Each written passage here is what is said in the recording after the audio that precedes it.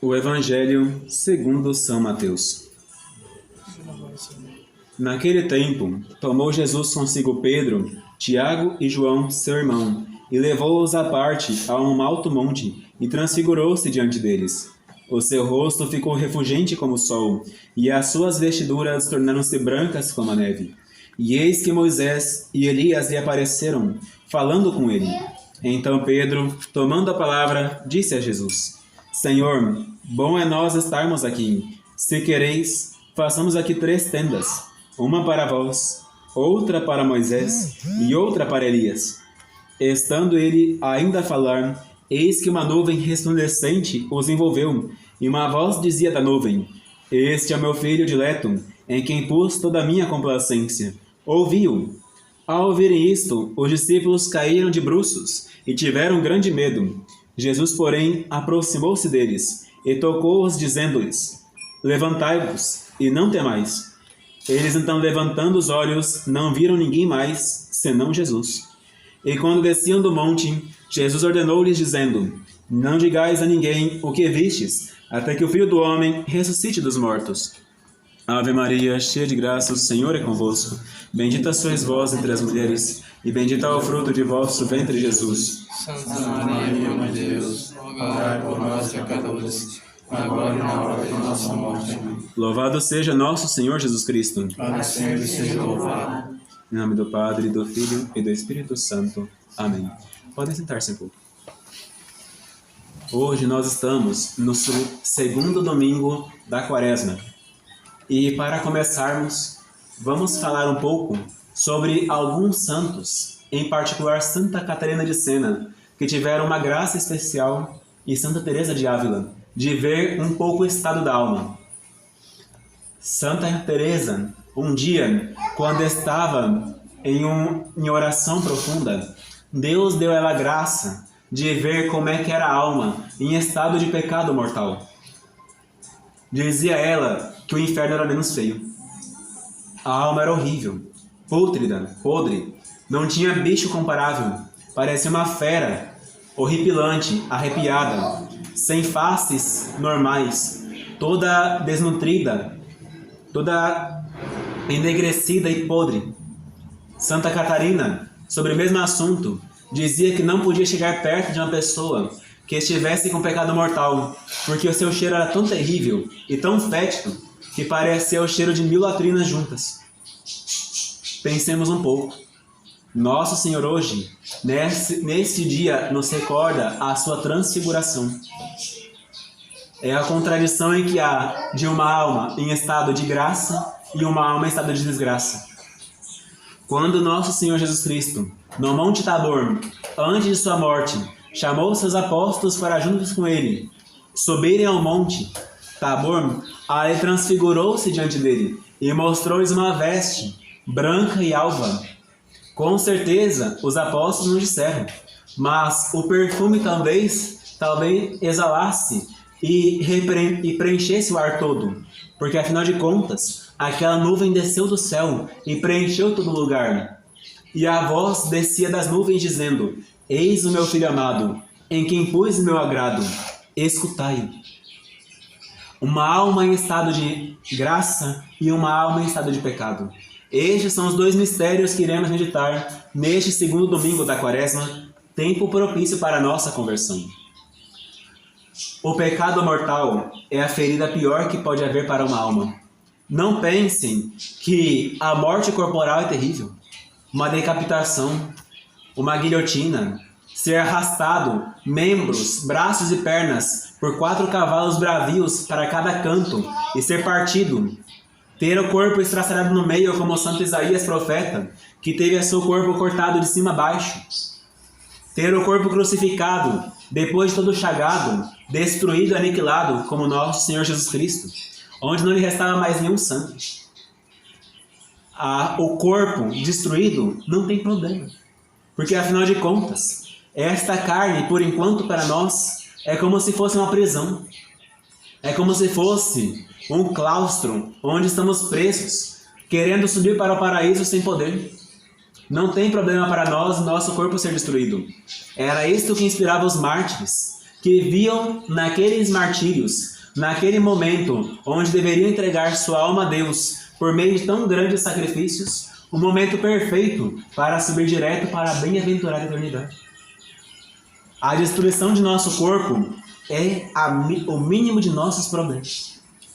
O maior problema que nós temos é o pecado mortal.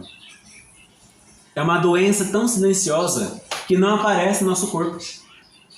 Quase não aparece em nossa face. Uma pessoa que pratica anos e anos de pecados, nós não reparamos a sua diferença se nós não temos a graça de Deus de uma pessoa comum. Não vemos a sua carne desfigurada, não vemos necrose em seu tecido, não vemos bafo de sua boca, não vemos olheiras em seus olhos, muitas vezes, não vemos amarelado seus olhos como se estivesse com hepatite. Nada parece diferente.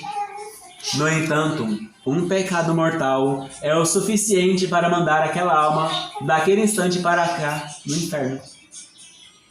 É a pior coisa que pode acontecer com uma alma, é um pecado mortal. Porque a pessoa se acostuma. É uma doença que a pessoa gosta. Quem é que gosta de estar doente?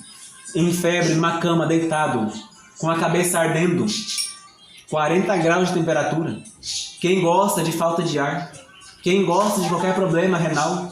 Uma pedra nos rins perturba uma pessoa ao ponto de deixá-la rolando no chão. Mas quem repara quando está em pecado mortal?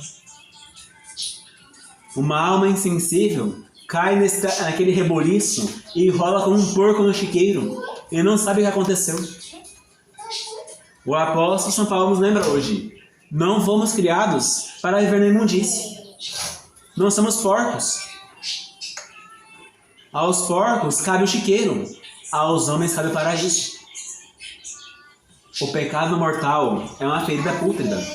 Fere nossa alma, corrompe nossos sentidos, torna-nos incapazes de ouvir a voz de Deus. Olha as consequências do pecado original. Nos tornou fracos para resistir às paixões. Quantos de nós aqui conseguem resistir ao amor e ao ódio, ao desespero e à esperança, à tristeza e à alegria? Poucos. Toda hora nós temos alguma coisa dessa nos atormentando. E isso nos incomoda, mas não conseguimos nos livrar. E aquilo nos atormenta. Imagina uma alma que se entrega ao pecado. Nós, pelo pecado original, encontramos a morte. De fato, a morte entrando pelo pecado. Nós encontramos, depois de uma vida cheia de sofrimentos, ainda um túmulo, para virar pó e cinza, e nossas carnes serem comidas por baratas e vermes. Olha que coisa maravilhosa.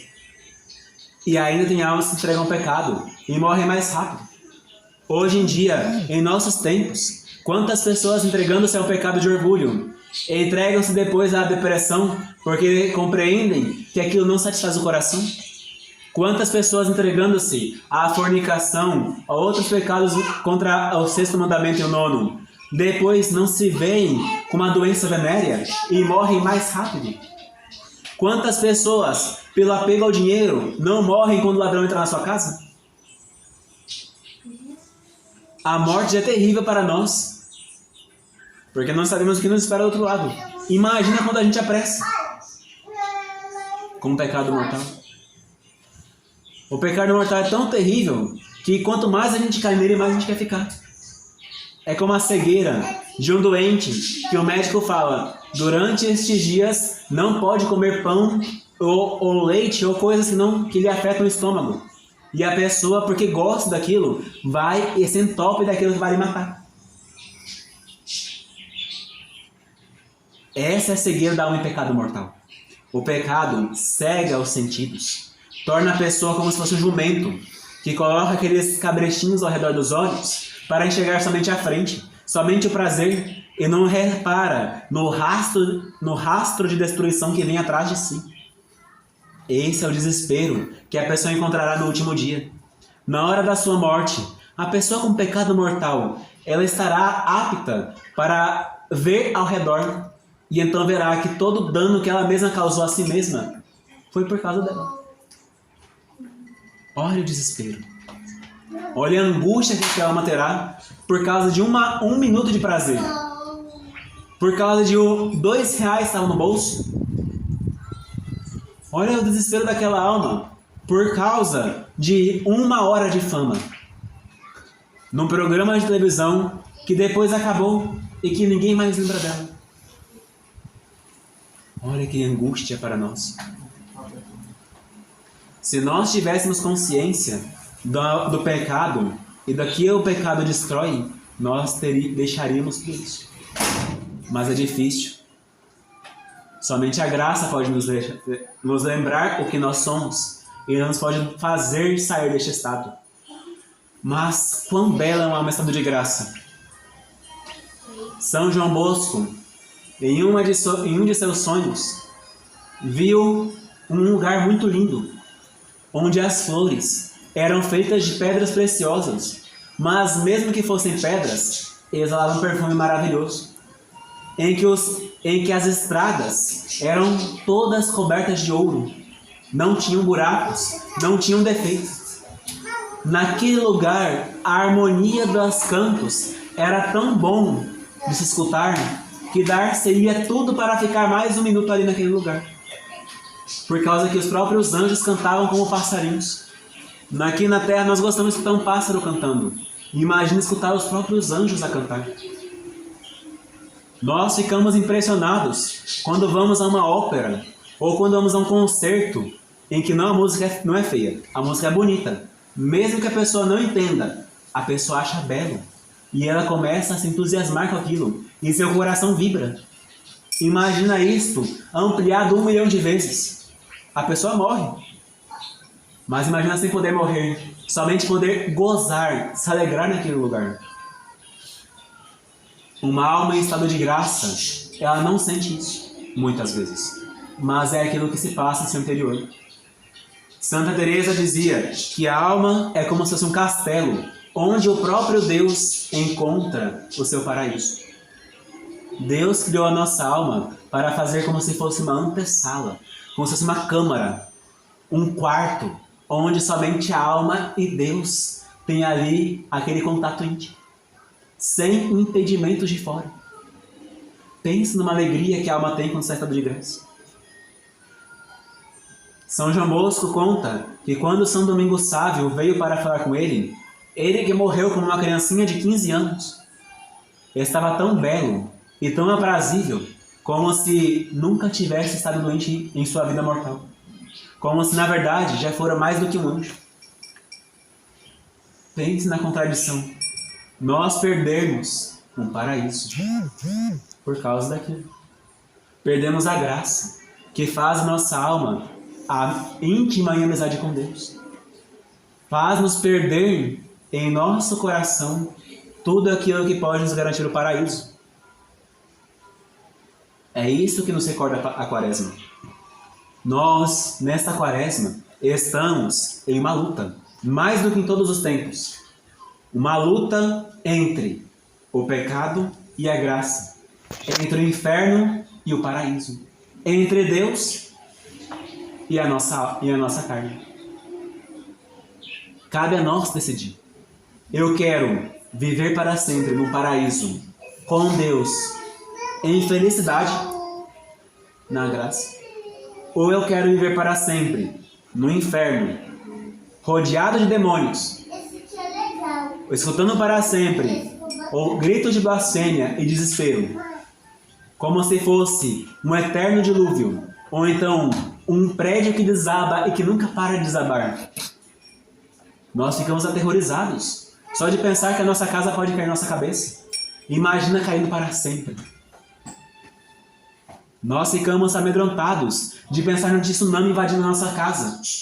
Imagina aquele sentimento 1000 vezes aguçado porque nunca acaba. Nós ficamos com medo e apavorados de queimar nosso dedo no fogo. Imagina aquilo sem poder escapar do fogo. Quanto nos angustia o pensamento de uma morte dolorosa. E quantas vezes nós esquecemos de pensar que esta morte pode repetir-se milhares e milhares de vezes e nunca vai acabar. Isso é inferno. Quanto nós gostamos de uma alegria na terra, um dia prazeroso com a família ao redor de uma mesa, comendo uma refeição agradável. Quanto nós gostamos aqui na Terra de um passeio numa praia, de um lugar agradável, de um lugar num bosque, uma trilha. Eu estou colocando aqui situações que cada pessoa pode gostar ou não, mas é pessoal, pense naquela alegria maior que você sente em seu coração, um lugar aprazível, com uma música suave, com alguma coisa que lhe dá prazer. Imagina essa sensação ampliada 1 milhão de vezes. E imagina mais ainda, para sempre. Tudo que deve mover a alma cristã é esta frase, para sempre. Santa Teresa, para finalizarmos, quando estava pequenina com seu irmãozinho mais novo, quando os dois eram crianças de 7 anos de idade, Santa Teresa ficava admirada com os livros dos mártires, quando repetia aquela palavra para si e para seu irmão, para sempre, sempre, sempre. Aquela palavra lhe tocava tanto, que aquela menina de 7 anos de idade pega seu irmão e ambos saem de sua casa na Espanha e vão para a África dos Mouros para sofrer um martírio. Se nós tivéssemos a noção de eternidade, nós facilmente deixaríamos o nosso conforto para gozar dos sacrifícios em troca do paraíso. Ave Maria Puríssima, sem pecado concebida. Ave Maria, cheia de graça, o Senhor é convosco. Bendita sois vós entre as mulheres, e bendito é o fruto de vosso ventre, Jesus. Santa Maria, Mãe de Deus, rogai por nós, pecadores, agora e na hora de nossa morte. Amém. Em nome do Padre, do Filho e do Espírito Santo. Amém.